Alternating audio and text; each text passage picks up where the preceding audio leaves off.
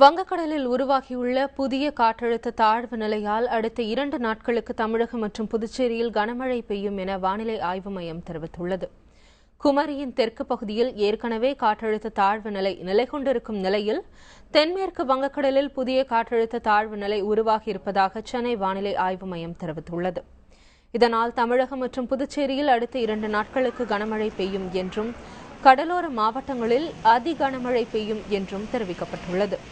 உள் மாவட்டங்களில் ஒரு சில இடங்களில் கனமழை பெய்யும் என்றும் தமிழகம் முழுவதும் பரவலாக மழை பெய்யக்கூடும் என்றும் வானிலை ஆய்வு மையம் தெரிவித்துள்ளது. கடந்த 24 மணி நேரத்தை பொறுத்தவரை அதிகபட்சமாக செங்கல்பட்டில் 16 சென்டிமீட்டர் மழை பதிவாகியுள்ளது.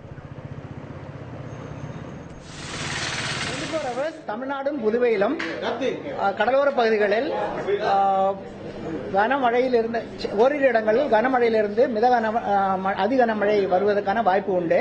தமிழ்நாட்டின் எல்லா பகுதிகளிலும் லேசான முதல் மிதமான மழை பெய்யும். உள் மாவட்டங்களில் ஓரிரு இடங்களில் கனமழை பெய்யும்.